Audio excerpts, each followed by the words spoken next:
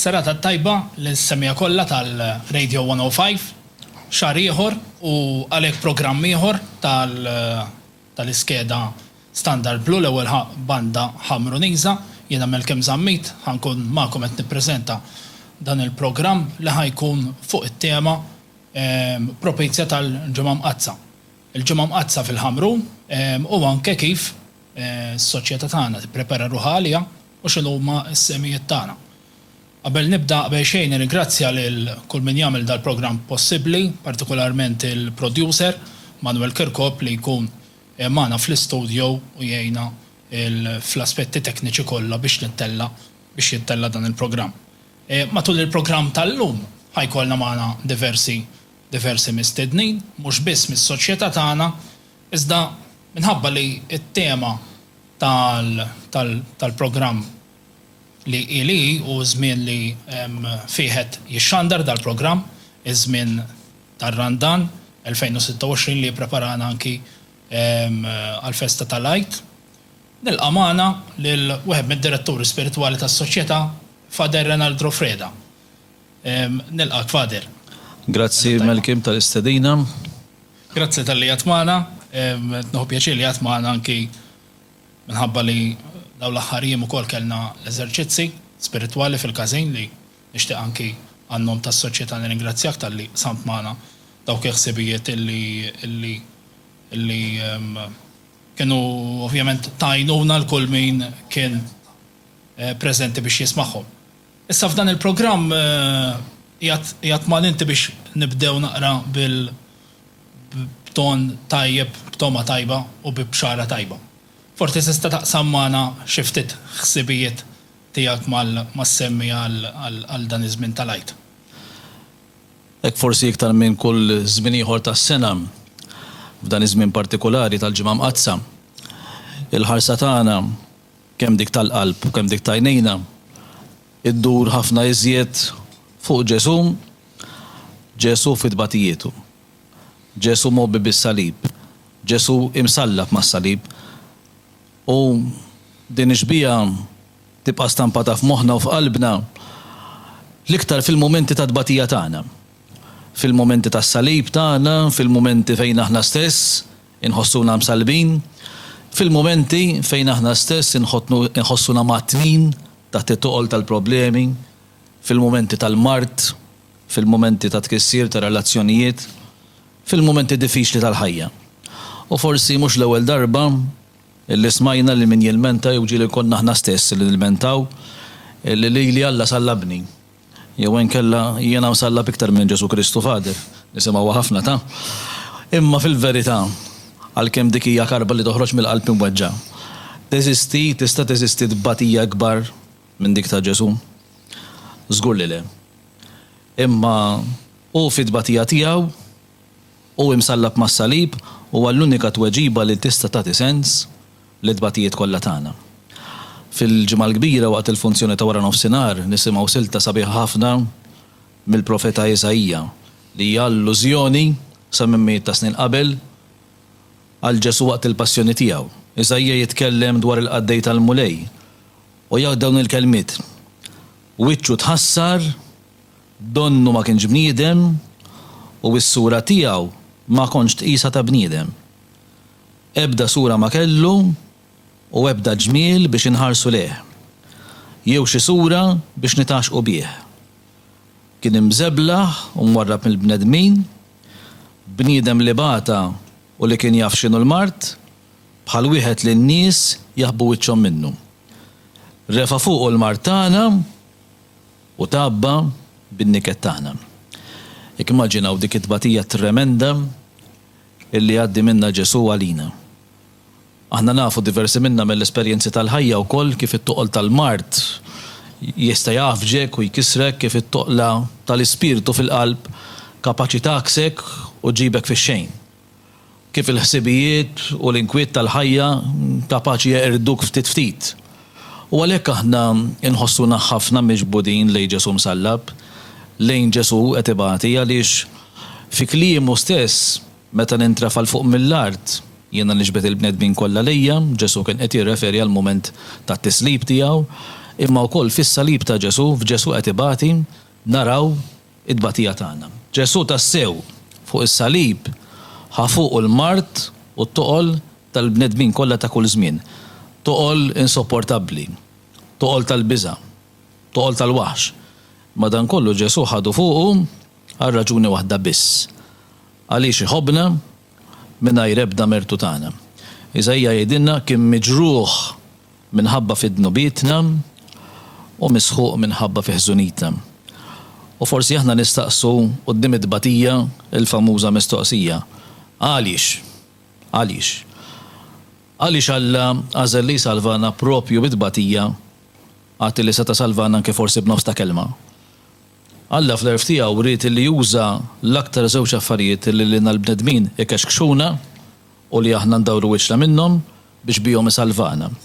Id-batija u l-mewt. Diktar żewġ esperjenzi koroħ għalina l-bnedmin, il-mulej ħadhom fuqu. Jekk nistgħu ngħidu lil mulej allura b'dan il-ġranet u kull ġurnata ta' ħajjitna ta' mhux dawn il-ġranet biss, jistedinna sabiex aħna inħarsu lejh u nħarsu lejh fl-iskrittura jfisser ħafna iktar minn sempliċement li nifirsa ħarsa tiegħi fuq xi ħaġa jew fuq xi ħadd, ifisser illi inti taċċetta, illi inti tilqa' u meta l-Ġesu tħares lejh f'dan is-sens jiġbdek lejh. Hekk niftakru f'dawk il-kelmi sbieħ illi aħna saċerdoti nitolbu fit-talba ta' flaxija matul il-ħdu tar-Randan, il-kantiku ma tantx insemmuh dan mill-Littra ta' San Pietru imma li għandu kelmiet vera sbieħ u nagħlaq bihom din ir-riflessjoni tagħna. Kristu bata likom u ħallilkom eżempju biex timxu fuq il-passi tiegħu. U li jebda dnuh ma għamel, li jebda erq ma ħareġ minn fommu, meta għajruh ma weġibx bit-tajjir. Meta bata ma qatx jeddet, imma ħalla fidejn dak li jagħmel ħaq bis-sewwa. Tabba bid-dnubietna sa fuq l-ewda tas-salib biex aħna mmutu għad-dnubiet u ngħixu għall-qdusija. U jalaq b'sentenza ta' piż kbir. Bil-ġrieħi tiegħu intom fiqtu. Tinstema paradossali, ma bil-ġrieħi ta' Ġesu aħna fiqna. Għas-saħħa tagħna u għall-kastik fuqu biswat tiegħu sibna l-fejqan tagħna. U għalhekk aħna ma niddejqux inħarsu lejh. Għalhekk ma nibżawx mis-salib ta' Ġesu. Għalhekk aħna fil-ġimgħa l-kbira naduraw is-salib ta' Ġesu, għaliex is-salib ta' Ġesu huwa d-dawl tagħna, il-qawwa tagħna, is-saħħa tagħna, il-fejqan tagħna u l-ħelsien tagħna. Grazzi Fader, tassew riflessjonijiet li kull min tisegwina miseb ħafna xi xtar fihom. Qabel ma nirringrazzjak tal-li ħadd semmana, kifet il-ġimgħa l-oħra kellna l-eżerċizzi fil-każin u li inti mexxejtilna. Li kieku ikollok tiġbor, taħseb li kienu l-punti ewlenin minn daw l-eżerċizzi li kull min kien preżenti għalihom kellu biex jieħu miegħu ħanejdu hekk. Iva, il-messaġġ prinċipali naħseb li provajt naqsam magħkom jiena matul dan l-eżerċizzi kien il-fatt li il-bniedem jinsab fil-mastat jinsab biex inhi l-istorja tiegħu, biex inhi l-ħajja tiegħu u kemm hu kbir id-dnub tiegħu Alla dejjem lest li jaħfirlu. Jiena fakkart ħafna fil-Papa Franġisku li kien jgħidilna Alla ma jgħaqat jaħfrinna, Alla jaħfir dejjem u aħna illi nejjew nitolbu maħfra. Ekku dana minnieh billi ħarisna lejn 3 figuri matul dawn l-eżerċizzi. Fl-ewwel ġurnata rajna il-għaġġ tal-Mara Sammaritana li jirrifletti l-għaġġ tagħna li ħafna drabi aħna fil-ħajja tagħna nippruvaw nitfgħu minn kollox sabiex il-qalb tagħna issib is-sodisfazzjon, sabiex il-qalb tagħna issib il-ferħ. Rajna wkoll mbagħad lil ben il-ħali illi jagħmel dik id-deċiżjoni wara li jkun affiġa illi jqum u murant il-missier u l-missier jilqgħu bimħabba u tkellimna wkoll mbagħad fuq dak il-marit illi kien ilu 38 sena sħaħ ħdejn il-menqa ta' Betesda jistenna sabiex forsi xi ħadd jitfgħu fl-ilma meta l-ilma jitqanqal mill-anġlu kien jfieq. U Ġesu jagħmillu mistoqsija importanti ħafna li forsi tistema' stramba. Trid fieq? U dik il-mistoqsija l-mulej jagħmilha lili jagħmilha lilek. Mhux biżżejjed illi aħna nisimgħu il-kelma, mhux biżżejjed aħna li nagħmlu deċiżjoni li nerġgħu lura, imma dak il-fejqan li nkunu sibna, issa rridu nożżuh, rridu nżommuh. Hekk Alla jiltaqa' magħna fl-aġġ tagħna, jaħfrinna meta nerġgħu lura u jfejjaqna meta aħna nħalluh jaħdem fina. Grazzi Fader Renal tal-ħin tiegħek tal-sibt ħin kont magħna u ta' dal-ħsibijiet li nerġa' ngħid fihom ħafna x'tirrifletti dwarhom u jekk Alla jrid naraw kanki f'xi programm li jmiss fil-futur. Grazzi ħafna. Grazzi lilek, Melkim. Il-preparamenti għal żmien il-għid mhux biss għas-soċjetà imma anki madwarna fil-komunità, fil-komunitajiet tagħna, fil-knejjes tagħna, eċċetera. Għal dan ħanilqa' magħna lill-kollega, assistent segretarju Ġesmond Paċ. Lejla tajba Ġesmond. Lejla tajba lilek ukoll Melkim u grazzi tal-istedina. Grazzi ħafna lilek tal-li qiegħed magħna. Ħanibdew bl-ewwel domanda. Ir-rabta tas-soċjetà mar-reliġjon Kattolika ilha sa mit-twelid tas-soċjetà ovvjament. U jixraq li għall-ikbar festa tal-Knisja. Anki s-sede il-każin joffri atmosfera relatat mal-festa u anke biex ifakkar dan iż-żmien, anke żmien tar-Randan. Forsi tista' taqsam magħna mill-perspettiva tiegħek kemm ta' membru u anke ta' membru tal-kumitat. Kif is-sede tkun preparata b'mod adattat għal dan iż-żmien? Tajjeb Melkim, mela l-ewwel ħaġa li ħanagħmel referenza storika żgħira. Tajjeb ngħidu li l-isem stess tas-soċjetà tagħna jirrifletti r-rabta storika mar-reliġjon Kattolika, peress li s-soċjetà twaqfet fi żmien il-ħakma tal-Ingliżi f'Malta. Kif jaf kulħadd, il-ħakma Ingliża f'Malta kienet tagħmel minn kollox biex trażżan l-influenza tal-reliġjon Kattolika u kienu ferventi ħafna favur it-tagħlim Anglikan. Allura l-fatt li l-membri kif narajjena, il-membri fondaturi għażlu li jżommu l-isem San Giuseppe ukoll huwa jirrifletti rieda qawwija biex jżommu ħajja it-tradizzjoni tal-reliġjon Kattolika ġewwa l-Ħamrun. Punt ieħor li ma ninsewx il-lokal tagħna ukoll kien relatat ma' San Giuseppe, kien jismu Casale San Giuseppe. U l-Ingliżi bħalma tal-ħin ilu li riedu li l-influenza tal-Knisja Kattolika titmewwet neħew dan l-isem u semmew l-isem tal-lokal li nafu llum il-Ħamrun. Allura apparti li dak iż-żmien il-membri fondaturi xtaqu l-isem oriġinali tal-Ħamrun jibqa' jitfakkar, kienu wkoll messaġġ ċar ieħor biex jirribattu l-ideoloġija repressiva tal-Ingliżi. Allura f'dan is-sens ukoll jiena ngħid li s-soċjetà tagħna tieħu ħsieb li tiċċelebra bisħieħ il-festi kollha marbutin mal-fidi nisranija. U dawn iż-żminijiet kif nafu l-koll huma importanti ħafna għal kull min jemmen bisħieħ. Bħalissa pereżempju għadhom kif għaddew sensiela ta' eżerċizzi spiritwali apposta fil-każin. Dawn kienu mmexxija minn Fader Renard Lofreda u kienu ntiżi biex idaħħlu lill-membri f'riflessjoni u jwasluhom biex jiċċelebraw dawn il-jiem kif jixraq. Nafu wkoll li s-soċjetà tagħna bħal kull sena sejra takkumpanja l-pellegrinaġġ ta' Redentur Mimla tal-Bajda tal-Knisja Arċipretali. U din is-sena bil-parteċipazzjoni tal-banda tagħna li sejra ddoq marċi funebri mill-arkivju tas-soċjetà tul it-triq kollha. Nhar ħames ix-xirka mbagħad wara l-funzjoni ta' repożizzjoni tas-sagrament joħroġ is-salib imqaddes u jsiru s-seba' visti lil diversi knejjes u kappelli li għandna fil-Ħamrun. Apparti dan kollu fil-każin jintramaw xi statwi tal-Ġimgħa l-Kbira fil-każin, kif ukoll tintrama statwa kbira ta' Marija Addolorata fl-intrata tal-każin biex apparti li jitgawdew mill-membri iddaħluna wkoll fl-ispirtu ta' dawn il-jiem. Mal-faċċata tal-każin kif ukoll mal-arbli ta' quddiem il-każin jintramaw set ta' slalep illuminati. Biex nagħlaq nemmen ukoll li dawn l-attivitajiet li semmejt juru biċ-ċar kemm is-soċjetà hija intrinsikament marbuta mar-reliġjon Kattolika u dawn huwa legat li nemmen li għandu jissaħħaħ aktar fil-futur. Grazzi Ġesmond, tajtna pjuttost ħanejtek insights dettaljati, informattivi, unkoll b'element storiku. Ħanaddi issa għal domanda oħra, apparti li kif spjegajt li semmija inti membru fil-kumitat fis-soċjetà u volontier magħna. Inti volontier ukoll ġo santwarju tal-Madonna tas-Samra fil-Ħamru. Naturalment kull ħamru nies xi darba oħra jew daħal fih jew żgur sema bih.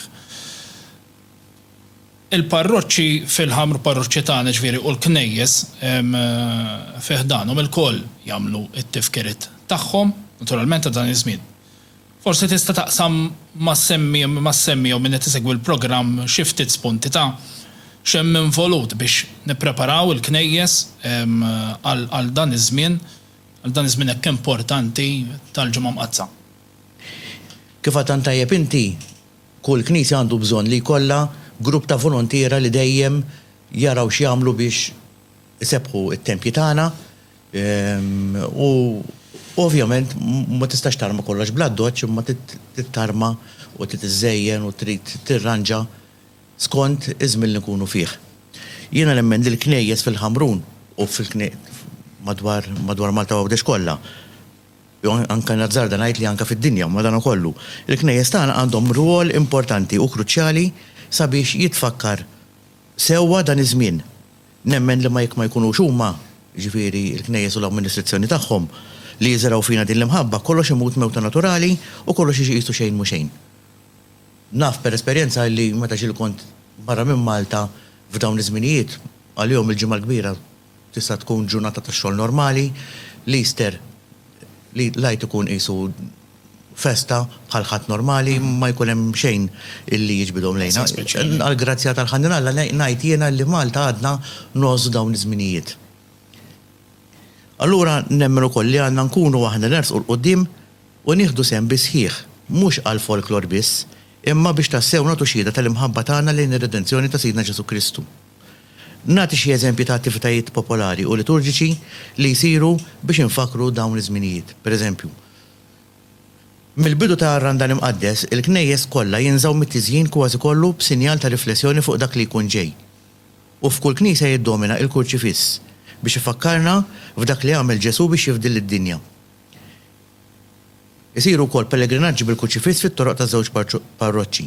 Fil-parroċċja tagħna ta' San Gejtanu dan sar nar ras ir-Randan. Isiru wkoll eżerċizzi spiritwali f'diversi knejjes. Hemm diversi ħinijiet min jagħmluhom fl-għodu, min jagħmluhom fl-għaxija. Dawn huma tagħlim bħalma għamlilna Fader Renald fl-eżerċizzi tal-każin biex aħna nirriflettu nidħlu fuq xortna u jekk għandna xi affarijiet nirranġaw nieħdu ħsieb nirranġaw. Ikunu għal koppji jew ikunu għal ikunu għal diversi kategoriji differenti. Mbagħad naslu għall-ġimgħa qabel il-ġimgħa l-kbira. F'kull knisja f'Malta u Għawdex tiġi ċelebrata il-festa tradizzjonali ngħidula id-Duluri. Tiġbed ħafna nies warajha u jsiru l-proċessjonijiet fil-knejjes parrokjali. Ta' min jgħid ukoll li fil-Ħamrun fil-parroċċja San Gejtanu toħroġ ukoll mill-Knisja tar-Rabbat li hija ovvjament iddedikata lil Madonna Addolorata. Inżid ukoll li f'din il-festa nemmen li għadu jsir ħafna ġid spiritwali bħal raru tqarbin u forsi dak li jkun jagħmel iktar kuraġġ li jersaq lejn il-Knisja. F'ħadd il-Palm jiġu organizzati proċessjonijiet filgħodu u wara jsir it-berik tal-Palm u żebbuġ. Dan jitqassam ukoll lin-nies li attendu fil-Knisja biex jinżamm għal sena sħiħa bħala okkażjoni biex titbierek id-dar u residenza li jkunu qegħdin fiha.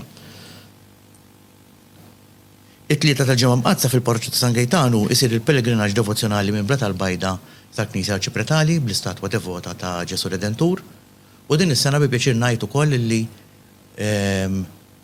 imiss l-banda tagħna li tieħu sehem bil-marċi funebri tul it-triq kollha. Naslu għal ħamis ix-xirka f'kull knisja fil-għaxija hawnhekk ngħid qabel xejn nibda ngħid li ssir waħda f'kull parroċċja f'kull knisja u d-disa waħda f'kull parroċċja għaliex filgħodu isir it-berik ta' żjud fil-Konkatedral ta' San Ġwan. Ħames ix-xirka ssir il-funzjoni apposta fejn fiha ssir ir-repożizzjoni tas-sagrament fis-sepulkru ngħidulu b'mod lajk ngħidulu s-sepulkru għalkemm mhijiex il-kelma adatta għax sepulkru tfisser qabar imma magħruf hekk. Magħruf bħala il-layman's terms jissejjaħ sepulkru. Ovvjament wara dan imbagħad il-knejjes jibqgħu miftuħin biex isir talb privat u anke xi għaqdiet u anke knejjes stess jorganizzaw il-visti ta' 7 knejjes bis-salib imqaddes. Nhar il-ġimgħa l-kbira filgħodu tkompli l-adorazzjoni fil-knejjes u fil-għaxija fit-tlieta, indutaw il-ħin fit-tlieta fil-ħin li miġġesu fuq is-salib, tkompli l-funzjoni solenni imma b'ton ħafna aktar kwiet fejn fiha nqara l-Evanġelu sieħ tal-passjoni ta' Ġesu. Wara issir l-adorazzjoni u l-bews tas-salib u t-qarbin. Wasalna l-sibt lejt, hawn il-knejjes jerġgħu jiftħu fil-għaxija, hawn ukoll fil-għaxija biss tiftaħ il-Knisja biex jiġi ċelebrat il-qawmien mill-imwiet ta' Ġesu. Din, kif nafu aħna li nemmnu hija l-akbar festa għall-Knisja u akbar minn kull festa oħra, ġifieri għalina nħobbu l-San Gaetano, lil San Giuseppe u kwalunkwe festa oħra. Din hija l-ikbar festa li l-Knisja għandha tiċċelebra bl-akbar mod possibbli. Mal-glorja jerġgħu jindaqqu l-qniepen li jkunu siktu fil-glorja tal-ħamis ix-xirka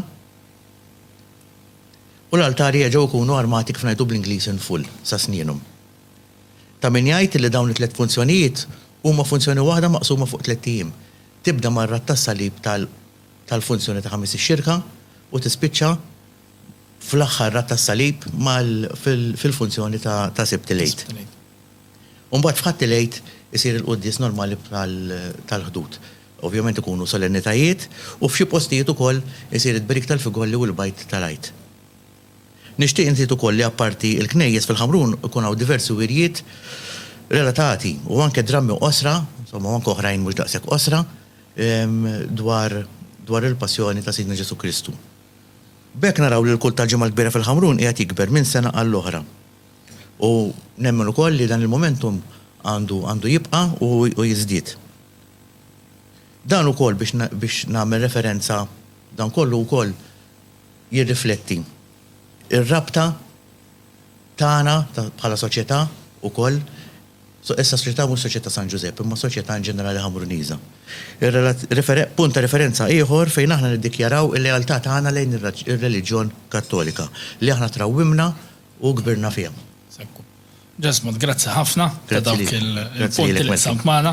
Qed nieħu pjaċir ukoll li semmejt li dwar il-kult tal-ġimgħa kbira u l-interess li dejjem jiżdied. Infatti f'dal-programm issa warajk ħankun qegħdin nitkellmu fuq id-dram li jsir fuq it-suntir tal-Knisja Ċipretali. Nirringrazzjakom m'għandix dubju li min se jitkellem warajja jaf ħafna iktar fuq dan is-suġġett milli naf jiena. Nirringrazzjak Ġesmod. Din it-tieni biċċa tal-programm ser ikollna persuna Ħamruniża magħna li taħdem fil-oqsma ta' laqdiet tal-Ħamrun li llum ser titkellem magħna fuq dram li sinonimu ħafna mal-ġimgħa l-kbira u mal-Ħamrun, ġifieri qed nirreferi għad-dram li jsir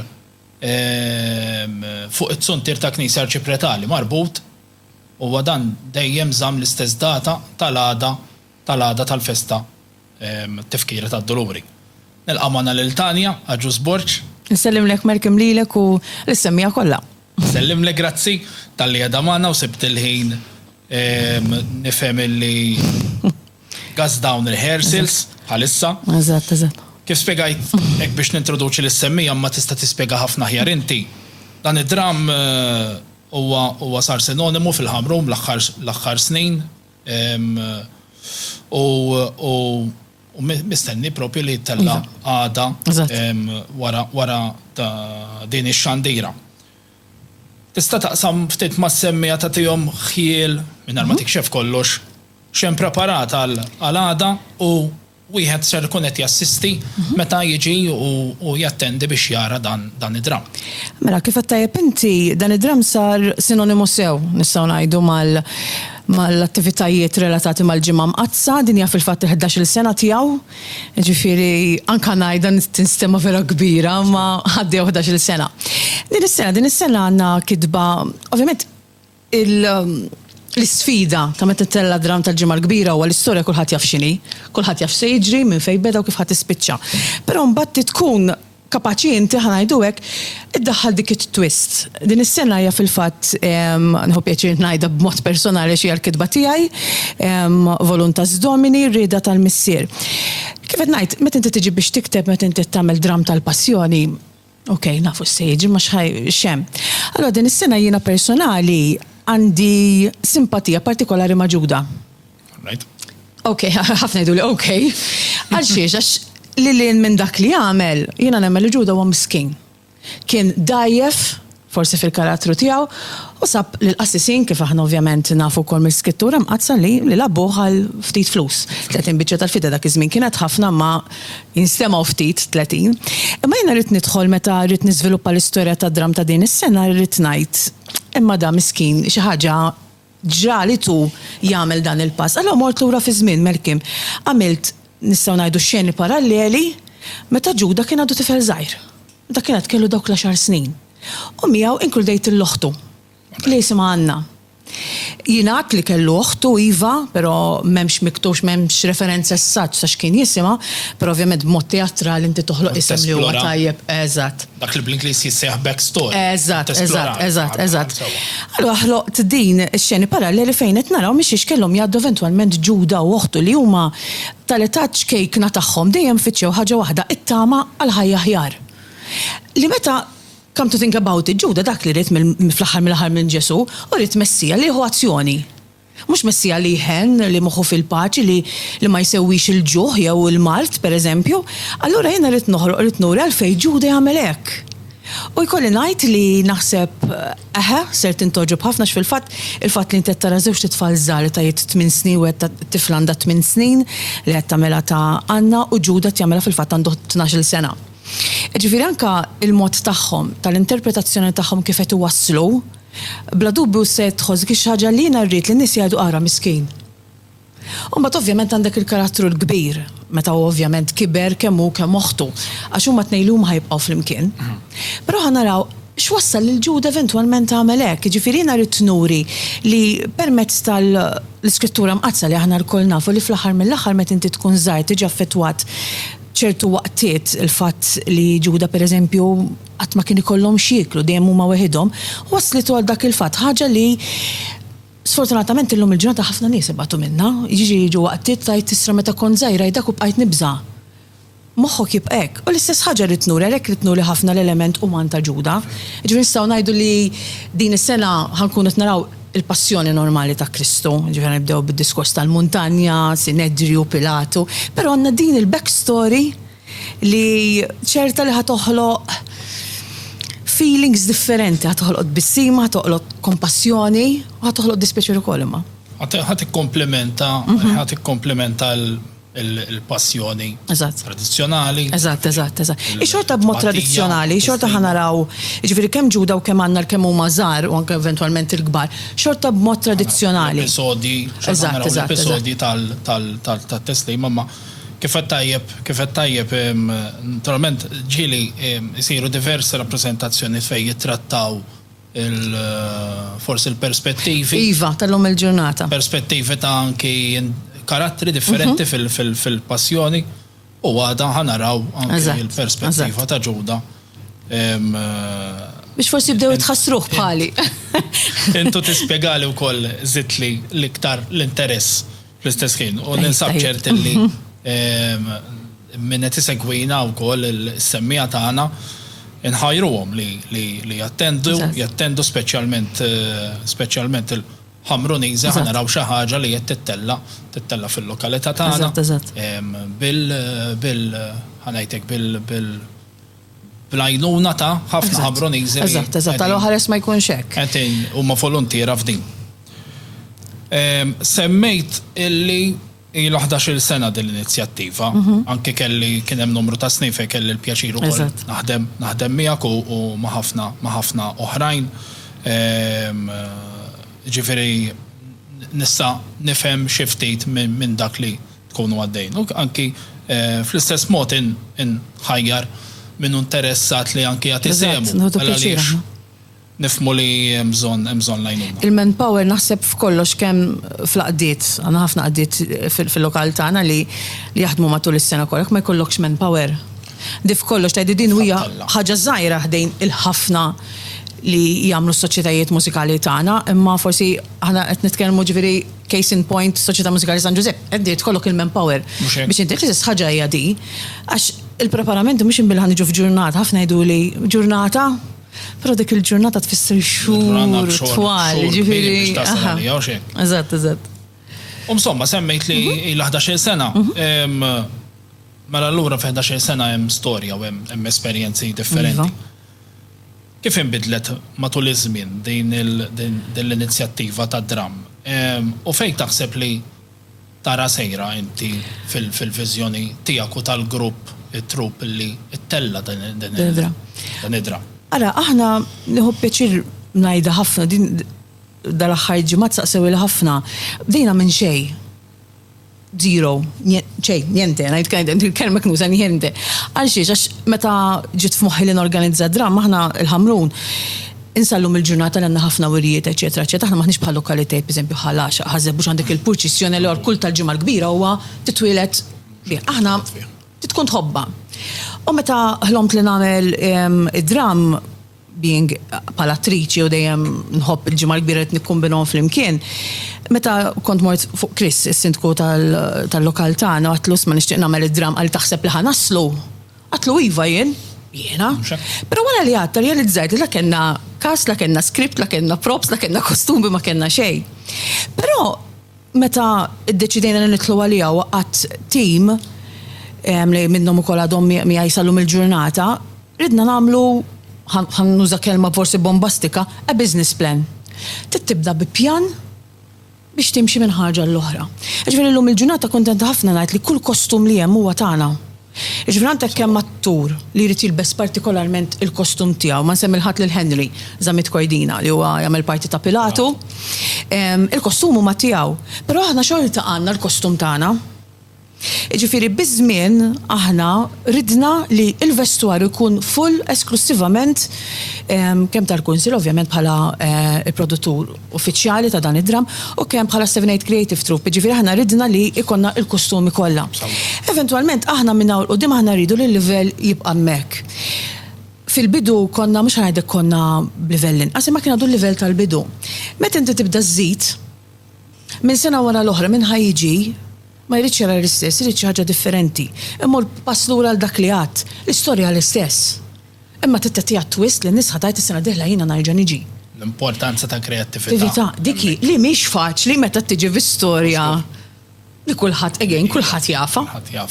Jiġifieri aħna lantana minn hawn qudiem aħna naraw li minn sena wara l-oħra rridu nollu l-livell tagħna huwa punt interessanti ħafna li ħafna turet jinaqdu magħna dak it-tip jibatulek messaġġ ta' diġi kbira tan jekk għandek xi parti għalija niġi m'hemmx għalu fej kbira għax inti aħna twieħed. Ġifieri mhux f'żewġ atti għandek 3 sigħat. Din relattivament being anke barra ħabba l-elementi forsi ta' kesħ, eċetera. Triq prinċipali tittalaqa. Hemm ħafna constraints. Eżatt. Allora, però nkun kuntenta ħafna li sena wara l ħadjem jiġu atturi anke li dorin naraw fuq it-television, isma' nixtieq inħu sem. Pereżempju din is-sena ħaġa sabiħa ħafna li kuntent immens biha li wara 13-il sena Carlos Farrugia ħajarġa' jagħmel il-parti ta' Kristu b'mod tradizzjonali. Jiġifieri il-comeback tiegħu iddeċidu li jagħmlu l-Ħamrun. Jiġifieri hija ħaġa li meta semmejnija l-ewwel darba kulħadd x'inhu reġa' lura Ġesu tradizzjonali.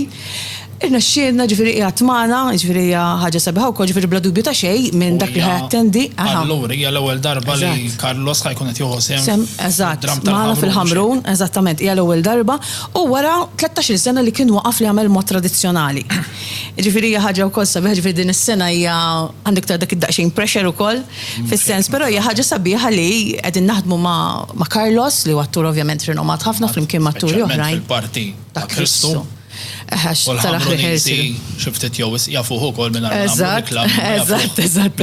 Minn triq il-kbira. Fil-fatt ngħaddu eventwalment xi jokes every now and then, jiġifieri Robert jaf naħseb. Jiġifieri imma le bla dubju ta' xejn Carlos qed jagħmel parti li huwa rinomat ħafna għaliha. Ekku. Ġifieri.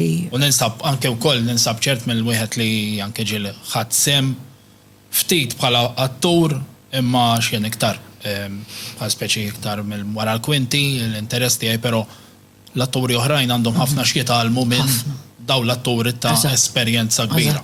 U jiena għalhekk inħobb inħallat l-attur ir-rinomat tat-television tat-teatru ma' atturi normali. Li għadhom qed Eżatt. jitgħallmu jew. Inti titgħallem. Mela minn kulħadd titgħallem, issa jekk tkun parti mill-follek tkun appostlu. Jekk sempliċiment tara dak li qed jagħmilha l-parti tal-Ġwanni inti tara kif qed jinterpreta ukoll qed titgħallem. Jiena biżmien tallimt kont nara lil Rose Malija, l-Ġun Suda, lil Trikkas għal jaħfillu. Ġifieri jiena dejjem tallimt minn dawn in-nies meta kont sempliċement background jgħidulu aktar. Ġifieri eżatt tixrob kif qed tajt inti, tara dak li jkun li tieħu kemm jista' jkun ġifieri dejjem hija opportunità tajba ngħidu biex dak li jkun jiżviluppa forsi ħaġa li qatt ma basal li ta' jagħmel li jirrexta. Għal-pjaċir ħafna nitkellem miegħek fuq Tant ieħor. suġġett nawguralkom minn qalbi fisem is-Soċjetà Mużikali San Giuseppe ukoll. U la darba semmejta, nixtieq nirringrazzja b'mod speċjali s-Soċjetà Mużikali San Giuseppe għax ovvjament li kieku ma tkunux intom ukoll għajnuna tas-soċjetà li sselfuna daqsxejn il-gallerija, Sewwa. l-elettriku, Bil-raġun. ġifieri biex inkunu nistgħu nermaw ġifieri tkun importanti ħafna s-sostentakom, ġifieri grazzi lill-Kumitat kollu tal-għaqda. Ninsab ċert li hija xi ħaġa li Grazzi ħafna. ssir biex tgħin anki inizjattiva sabiħa fil-komunità u la qegħdin fiha żgur li ħajkun hemm min ħajkun fil-bib tal-każin biex isegwi. Iva, dan jkun hemm, id-drammada.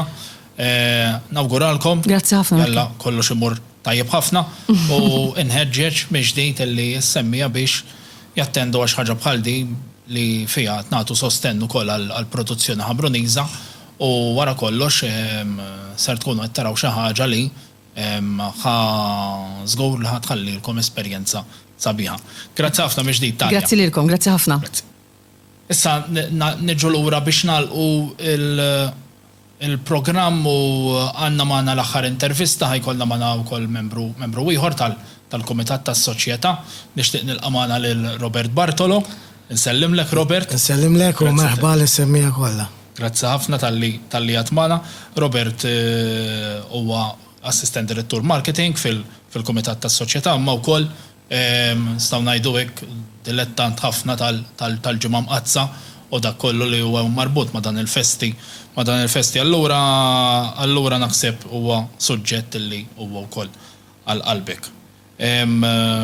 F'dawn iż-żminijiet is-soċjetà dejjem ħajkollha xi inizjattivi għal membri u dawk li jżuru l-każin f'dan iż-żmien. Riċenti anke l-ġimgħa l-oħra kellna l-eżerċizzi kif semmejna li għamel Fader Renald Lofreda u issa wkoll ġimgħa d-dieħla jkollna s-seba' vesti li jfittxu il-membri magħna. Għalfejn huma importanti li dawn it-tip ta' attivitajiet jibqgħu isiru u x'tip ta' attivitajiet oħra illi tiftakar li s-soċjetà tagħna ġieli tellet matul dan iż-żmien tal-ġimgħa mqazza. Tajjeb, jiena bdejt fil-każin minn dik l-età żgħira. Tallimt l-arti veru kienet naqġo fija. Mill-każin stessa bdejt nara artisti jipitru għal-festa, kont imur ngħinhom u mbagħad bdejt nagħmel settijiet tal-ġimgħa kbira u bdejt intella wirja minn mindu kont żgħir fil-każin stess. Dak iż-żmien kellna s-sala llum qiegħda bitħa u nintellaw settijiet wirji tal-vari tal-ġimgħa kbira u għamilna fl-oratorju tal-Knisja wkoll. Il-festa il-ġimgħa kbira fi ħafna spiritu. Per eżempju, dis-sena aħna għandna l-eżerċizzi ġol-każin li bħalissa għaddew u se jkollna il-pellegrinaġġ tal-Redentur bis-sem tal-banda din is-sena jmiss lilna għax dejjem sena Norterna u sena aħna u sena il-Każin San Gaetano. Fir-Redentur dejjem xtaqt li nkabruha bħala proċessjoni bis-sem tal-kostumi ma tantx jixtiequ jkabru. Għax aħna isna ħanamlu mela jgħidulek ħatamel ġimgħa kbira. Ma tiġix bħala Jew pageant jew hekk. Mbagħad għandna 5 xirka nagħmlu il-proċessjoni tal-seba' fjesti, dik tkun attività numeruża fis-soċjetà tagħna. Dik allura jekk nista' nsaqsik dika toħroġ naturalment bis-salib imqaddes mill-każin u ddur u l-każin idur seba' knejjes fil-ħamru. Bil-każin noħorġu mmorru l-Knisja nistennew il-funzjoni tispiċċa eżatt. Kif tispiċċa eżatt nibdew l-ewwel vista mill-Knisja San Parroċċa San Gaetano. San Gaetano l-ewwel. Mbagħad nibdew nduru knejjes kollha tal-ħamru. Bil-Kunċizzjoni, San Franġisk, Ndurhom kollha. Qabel kien hemm tas-sorijiet illum Sewa, ma diċ issir ma tmorru tas-Samra. Imma xorta naqdu seba. Xorta naqdu. U nerġgħu nispiċċaw il-Knisja ta' San Gaetano. Sewa. Fl-istess ħin din is-sena kien hemm il-President Onorarju Patri Adrian irregalanna set vari tal-ġimgħa l-kbira. Salmulu. Nsellimlu u bxira li tellajna bdejna tellaw wirja ma mhix wilja uffiċjali, imma min jixtieq jiġi jara qiegħda fis-sala Henry Zammit Kordina, l-ex-President tagħna. U sabiħa. Iż-żurja jista' jitla' fuq u jara l-biċċiet qegħdin armati fis-sala. Ringrazzjaw naħseb tajb insemmu wkoll li din mhix l-ewwel donazzjoni li Le mhux l-ewwel donazzjoni, għadu kemm tagħna donazzjoni kbira. relatata ma' San Giuseppe ukoll. Relatata ma' San Giuseppe ukoll għandna set vari ta' San Giuseppe, kollezzjoni kbira ta' statwi ta' San Giuseppe. Dejjem Apparti jkompli wirt jarrikixxi. nazzjonali li ħallinna fil-bitħa. Daqsekku. Mela lek insellmulu. Selmu. U nirringrazzjaw. Tajjeb wis. Grazzi ta' dawk il-punti. Kif semmej tajjeb il-soċjetà tagħna dis-sena missa wkoll fir-Redentur li din tajjeb ngħidu li din ġejja nhar it-tlieta illi ġej. Ngħid li dal-ġej. U li tibda fis-6:30. Fis-6 wara u dissa 6 tibda mill-bla tal-bajda. Mela tajjeb anke ħabba s-semmija tagħna ħalli anke nħeġġuhom biex jinaqdu magħna f'dan il-pellegrinaġġ bir-Redentur, proċessjoni bir-Redentur, skużawni, fejn ikun hemm ovvjament ħajkun hemm il-sens ta' talb, imma ħajkun hemm ukoll il-marċi funebri li qed jikkompanjaw mill-banda San Giuseppe Ħamru. Ringrazzjak Robert tal-kommenti tiegħek, hekk wasalna fl-aħħar ta' dan il-programm biex nagħlqu l-programm. Nirringrazzjakom l-issemija kollha li kontu magħna. Naturalment nirringrazzja lill-kollegi tal-Kummissjoni Media illi jgħinu li dan il-programm isir u l-aħħar iżda mhux l-inqas żgur lil Manuel Kirkop illi ikun qed jgħinna fil-produzzjoni ta' dan il-programm biex jitwassal lilkom mhux biss fuq ir-radio, ġifieri fuq 105 FM, imma anke fuq is-social media fejn hemmhekk żgur tistgħu tarawh meta joġobkom illi tarawh. Ġifieri nirringrazzjakom u qabel li ħaniltaqgħu nerġgħu f'April sa tant fisem is-Soċjetà Mużikali San Giuseppe nawgura lilkom il-familji tagħkom lajt it-tajjeb ukoll u niltaqgħu f'April fejn mbagħad ser niddiskutu il-festa ta' San Giuseppe fil-Ħamru li ħad tkun magħna f'Mejju. Nirringrazzjakom ħafna u nawguralkom il-komplement tal-lejl tajjeb.